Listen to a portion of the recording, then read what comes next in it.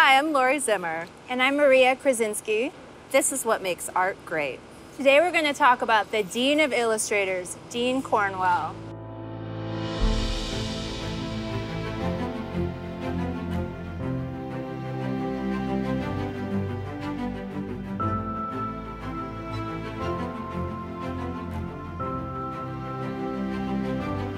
We're standing here across from Rockefeller Center in Midtown Manhattan. And this was such a booming area, a center of innovation and growth in this country. And at the time, Dean was the Dean of Illustrators, a really well-known, renowned artist, and worked and lived in this area, including a beautiful mural at Rockefeller Center.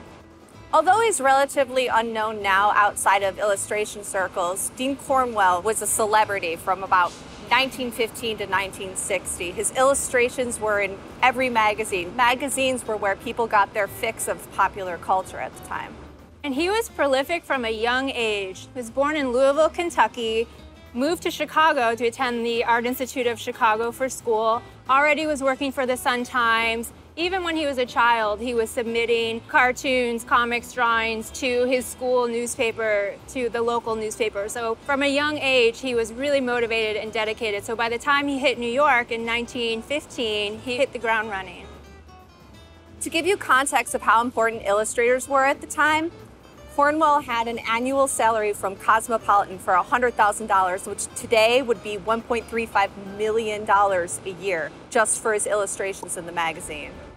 So let's talk about Dean in New York. So when he moved here in 1915 from Chicago, he came here to attend the Art Students League and study with Harvey Dunn, a celebrated, renowned teacher. He was at the school at the same time as Norman Rockwell, Edward Hopper. These really now titans of American painting, and really the first generation to develop that really American painting style.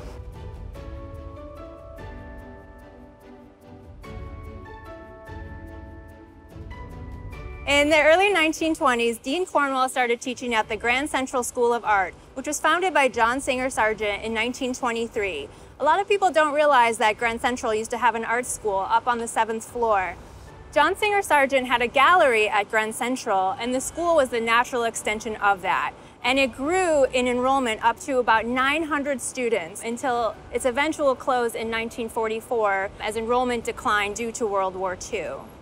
From 1915 to 1927, Cornwell was extremely prolific in illustration, working for Cosmopolitan, Harper's Bazaar, Good Housekeeping. He may have been called the Dean of Illustration, but I like to call him Dean the Machine because he was known to work 17-hour days, 7 days a week.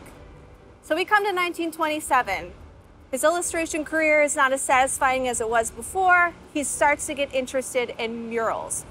Murals are taking off around the city, around the world. We have Diego Rivera painting. We have Thomas Hart Benton's America Today. So, for about 3 years, Cornwell takes off to London to study with Frank Bangwin and the great style of mural painting. Back in New York in the early 30s, Cornwell started his mural career. He was first hired by William Randolph Hearst to paint murals for the Sir Walter Raleigh room at his new Warwick Hotel. Now, William Randolph Hearst and Joseph Pulitzer were the competing publishing giants of the time and some of the richest men in America. However, Hearst was known for being a patron of the arts. Because of him, comic strips are in our newspapers, and he also had quite the art collection. So for him to commission Dean Cornwell was a big deal because he respected Cornwell's work. Hearst is rumored to have built the Warwick Hotel as a place to stash his mistress, Marion Davies, an actress. Of course, he wanted it to be glamorous enough for a Hollywood actress to take residence. So therefore, this is where Cornwell comes into play.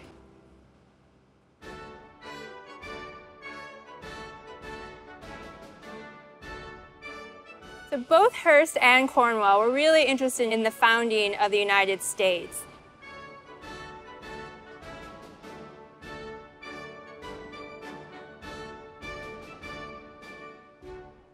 The murals depict the history of Queen Elizabeth I granting the charter to Sir Walter Raleigh to form the colony in Roanoke.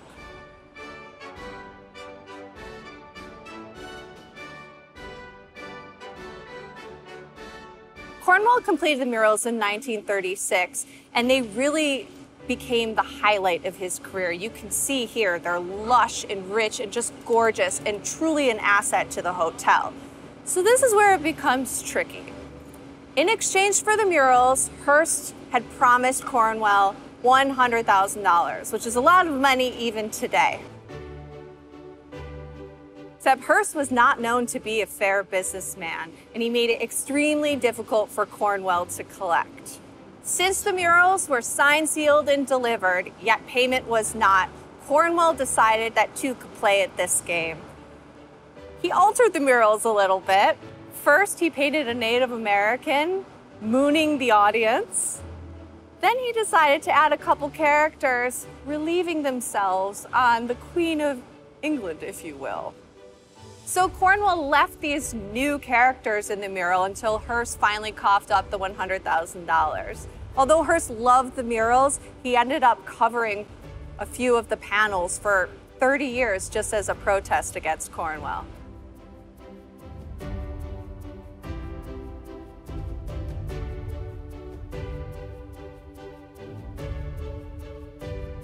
Despite the setback of not getting paid right away for the Raleigh Room, Cornwell decided to continue his mural career, and it flourished. Which brings us to the Art Deco giant Rockefeller Center, which was being built just a few blocks south on 6th Avenue. So now we're at 10 Rockefeller Center. This was the one-time headquarters of Eastern Airlines, who commissioned Dean Cornwell to complete murals for their lobby, which were completed in 1946.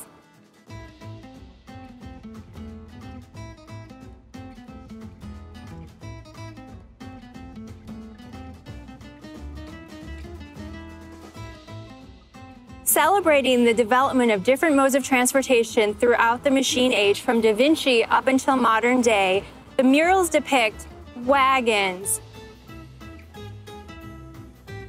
steamboats, trains, up to aviation, and that's really a central theme of the murals. Now, Cornwell used a very limited palette for this project. Only red, silver, and gold. Gold representing the golden era.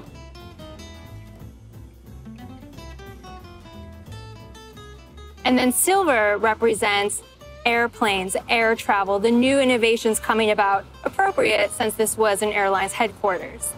Now, in the central panel, you see a map of North America and South America united by these titanic figures. And that really is meant to symbolize the unity of people and continents through air travel.